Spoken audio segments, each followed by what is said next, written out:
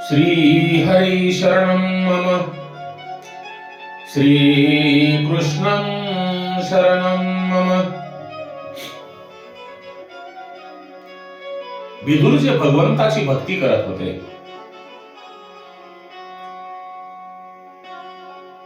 भगवंताची भक्ती करणे हे कठीण आहे। आपल्या आयुष्यावर संगतीचा परिणाम खूप होतो। चोरी आणि व्याभिचार हे महापाप आहे। असे पाप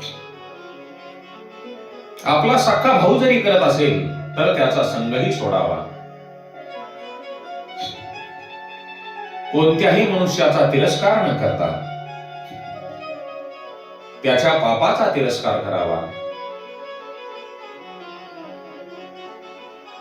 विदुरांना वाटते धृतराष्ट्राच्या संगतीत राहून माझे जीवन बिघडेल, म्हणून ते घराचा त्याग करतो। तो गंगा किनारी येऊन भगवंताची भक्ती करू लागतो आणि तांदळांच्या खाण्यामध्ये संतोष मानतो। धृतराष्ट्र विदुरासाठी खूप काही पाठवतो, परंतु विदुर त्याचा स्वीकार करत नाही। सांगण्याचे तात्पर्य, पाप्याच्या घरचे खाल्ल्याने, पापी लोकांच्या घरचे खाल्ल्याने अन्नदोष निर्माण होतो आणि भगवंताच्या भजनामध्ये विघ्न निर्माण होते। म्हणून जे वाईट लोक आहेत अशांच्या घरचे अन्न सेवन करणे म्हणजे भगवंत भक्तीमध्ये विघ्न निर्माण केल्यासारखे आहे। भगवंताची कृपा झाली की तो संपत्ती देत नाही, तो देतो तो खऱ्या संतांचा सत्संग, आणि सत्संग फक्त ईश्वर कृपे मिळेल। ईश्वराची कृपा झाल्यानंतर मिळतो। कुसंगतीत राहायची किंवा नाही हे मात्र मनुष्याच्या हातामध्ये आहे। ईश्वराच्या कृपेसाठी लौकिक सुखांचा त्याग करावा लागतो, तरच तुमची ईश्वराला दया येते। सर्व सुखाचा त्याग करून विदुर आणि त्यांची पत्नी सुलभा परमेश्वराची आराधना करतात, तप करतात आणि तप करण्याने पाप जळून जाऊन जीव शुद्ध होतो। ग्रस्त धर्म सांगतो, ग्रस्त धर्म जे काय सांगतो, 11 महिने घरी राहा।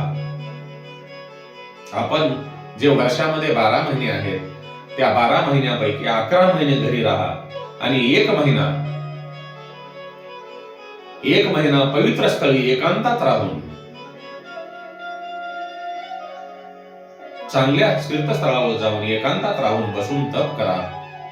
त्यावेळी प्रवृत्ती ठेवू नये। जे कार्य करायचे ते प्रभूसाठी करा, भगवंतासाठी करा। असे तप केल्याने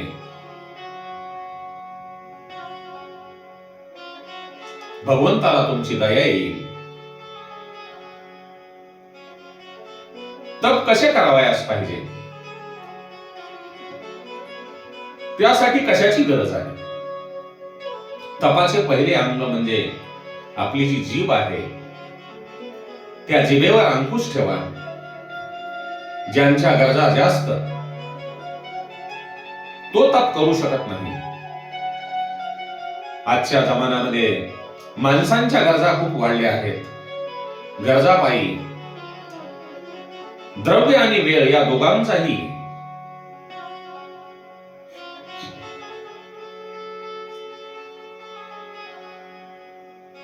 उपयोग घेण्यासाठी,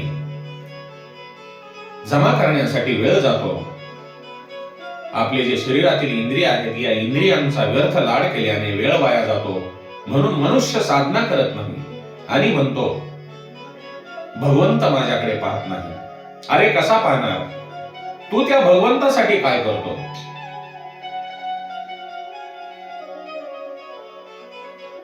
भगवंत सुलभ नाही। तो दुर्लभ आहे. विदुराने भगवंतासाठी खूप तपश्चर्या केली, म्हणून भगवंत त्यांच्याकडे आमंत्रणाशिवाय आले. विदुराने त्यांना आमंत्रण दिले नव्हते. जेव्हा भगवंत आपल्याकडे स्वतः येतात आणि आपणास मागतात, आपण त्यांना मागण्याच्या ऐवजी ते आपणास मागतात, तेव्हा आपली भक्ती फलद्रूप झाली, फळाला आली. आपली भक्ती पावली, भगवंताची आपल्यावर असीम कृपा झाली, तरच आपण समजावे आपल्या जीवाचा उद्धार झाला.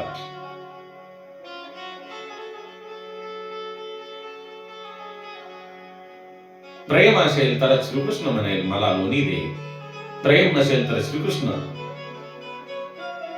तुम्ही दिलेले लोणीही घेणार नाहीत. जगापेक्षा ईश्वरावर प्रेम करा. आणि या जगामध्ये प्रेम करण्यासाठी योग्य असा तो एकच म्हणजे भगवान श्रीकृष्ण, परमपिता परमेश्वर आहे. श्रीकृष्ण विदुराकडे आले. त्यांच्याकडे कन्या प्रेमाने मागून खाल्ल्या. त्याचे कारण विदुरांचे श्रीकृष्णावर प्रेम होते. धृतराष्ट्राकडे पक्वान्नाचे भोजन त्यांनी केले नाही, त्यांच्याकडे पाठ फिरवली, कारण त्याने ते भोजन प्रेमाने दिलेले नव्हते. सुखदेव राजाला सांगतो, श्रीकृष्णांना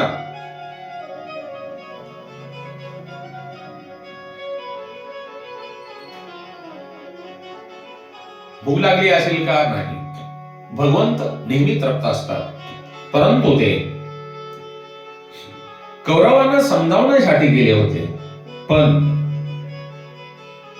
धृतराष्ट्राने ते ऐकले नाही. शेवटी विदुराला बोलावणे धाडले. विदुराने धृतराष्ट्राला उपदेश केला, त्याला खूप समजावण्याचा प्रयत्न केला, पण धृतराष्ट्राने त्याचेही ऐकले नाही.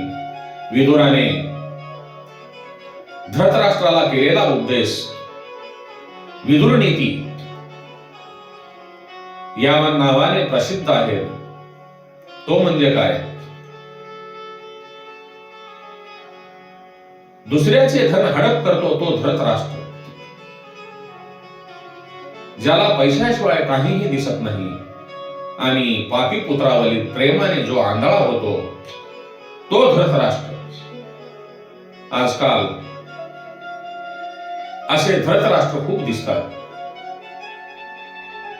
विदुर धृतराष्ट्राला सांगतो, दुर्योधन पापी आहे, तो तुझा पुत्र नाही.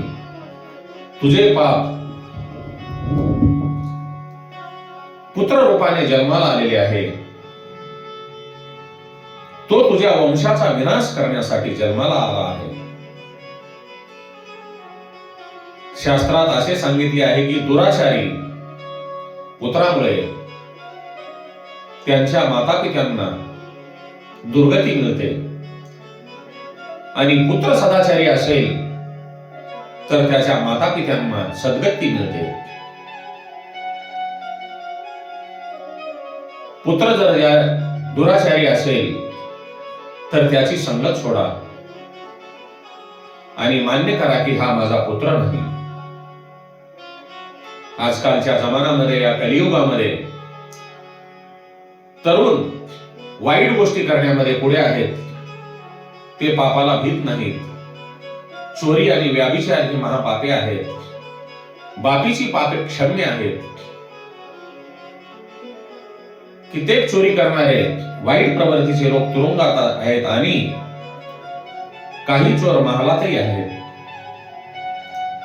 कष्टाशिवाय दुसऱ्याचे पैसे वापरणे हे कृत्य म्हणजे चोरीच आहे. ज्याचे असेल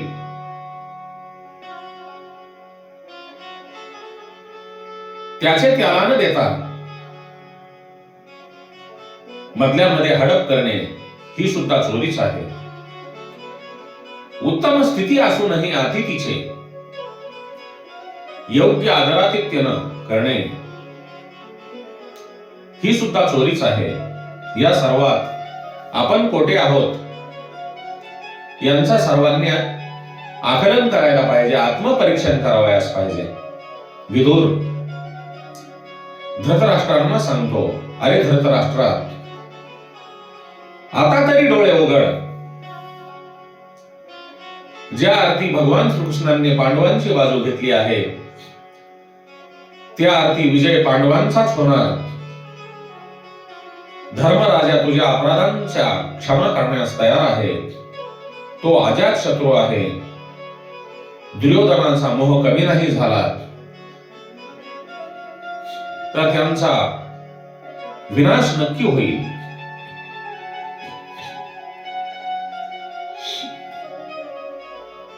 धृतराष्ट्र विदुरांना सांगतात, हे विदुर, तू म्हणतेस ते बरोबर आहे, परंतु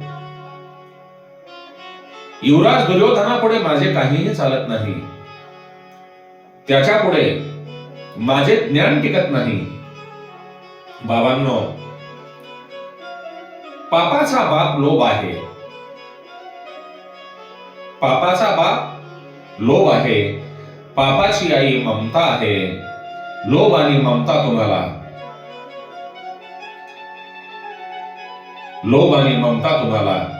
पाप करायला भाग पाडतात. दुर्योधनाविरुद्ध विदुर जे बोलतो त्याचा वृत्तांत दुर्योधनाला कळतो. तेव्हा दुर्योधन सभेमध्ये येऊन विदुरांचा अपमान करतो. दुर्योधन विदुराला म्हणतो, तू दासीपुत्र आहेस. माझेच अन्न खाऊन तू माझीच निंदा कशी करतोस आणि माझ्या विरुद्ध कसे वागतोस. दुर्योधनाने भर सभेत केलेला अपमान, ती निंदा विदुर सहन करतो. जो निंदा सहन करतो तो संत असतो. तो भगवंताचा अवतारच असतो. खर तर विदुरात एवढी शक्ती असते, त्याने जर डोळे वर करून दुर्योधनाकडे पाहिले असते तर दुर्योधन जळून खाक झाला असता. परंतु विदुर तसे करत नाही. आपल्याकडे असलेल्या शक्तीचा जो दुरुपयोग करत नाही तो संत होतो. तुम्ही जर कोणाचाही त्रास सहन करत असाल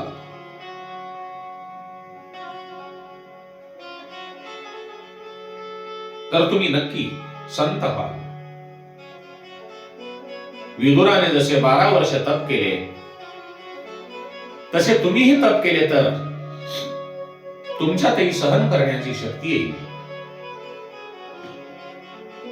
ज्यांचा आहार सात्विक असतो त्यांच्यात सहन करण्याची शक्ती येते. विदुर 12 वर्ष नुसत्या कण्या खाऊन राहिल्यामुळे त्यांच्यातील सहनशक्ती वाढली. तेल आणि मिरच्या असा तामसी आहार खाल्ला तर माणसाची तामसी शक्ती वाढते, तामसी वृत्ती वाढते. तुमची कोणी निंदा केली तर ती शांतपणे सहन करा. असे समजा की निंदक माझे दोष दाखवून मला सुधारण्याची संधी देत आहेत. ते तुमचे पाप धुवून टाकीत आहेत. या जगातील, या सृष्टीतील लोकांनी सर्वांची निंदा केली आहे. तुम्ही त्यांच्यावर रागावू नका. तुमची जर कोणी निंदा केली असेल तर तो तुमच्यासाठी शुभ संकेत माना. विदुराचा दुर्योधनाने जरी अपमान केला तरी श्रीकृष्णांनी ज्यांच्या घरी येऊन सन्मान केला ते विदुर म्हणतात, माझी दुर्योधनाने जरी निंदा केली असली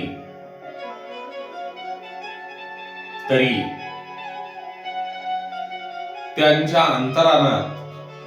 अंतरात असलेला नारायण मला सांगतो, तू आता कुसंगत सोड. जे महापुरुष आहेत, संत आहेत, ते निंदा ऐकून त्यातून सार काढतात, वाईटातही चांगले पाहण्याचा प्रयत्न करतात. प्रत्येक वस्तूत जो नेहमी चांगले पाहतो तो उत्तम वैष्णव. प्रतिकूल परिस्थितीत प्रभूचा अनुग्रह वैष्णवाला समजतो. कौरवांच्या पक्षात जोपर्यंत विदुर आहे तोपर्यंत त्यांचा विनाश होणार नाही हे प्रभूला समजते, आणि तो विदुराला त्यांचा पक्ष सोडून जाण्याची प्रेरणा देतो. रामायण आपण ग्रंथ सर्वांना माहित आहे. रामायणात रावण विभीषणांचा अपमान करतो.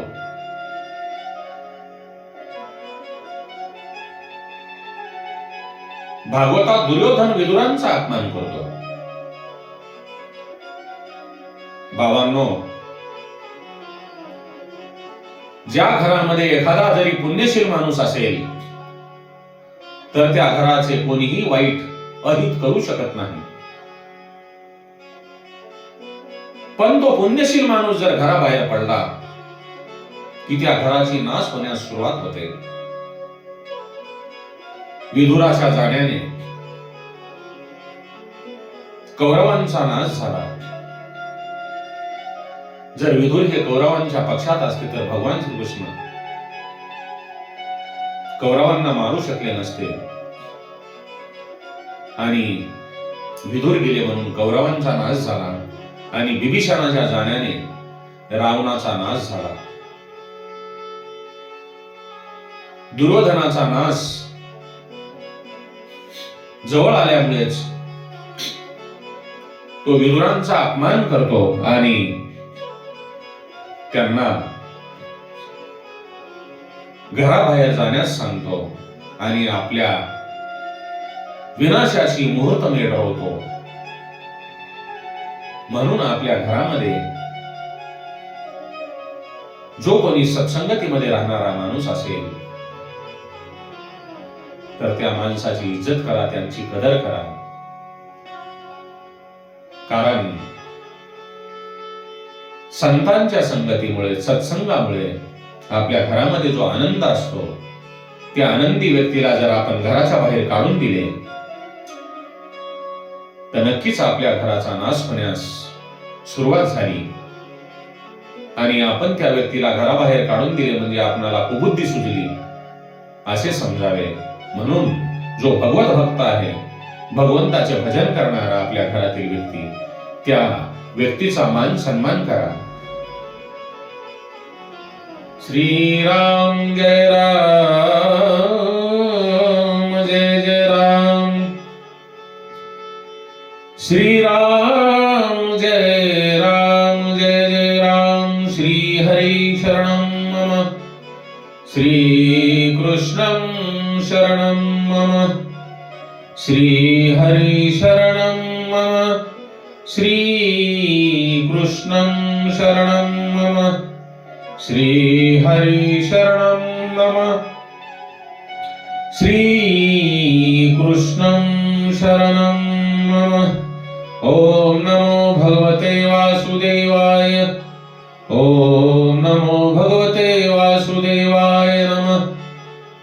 ओम नमो भगवते वासुदेवाय.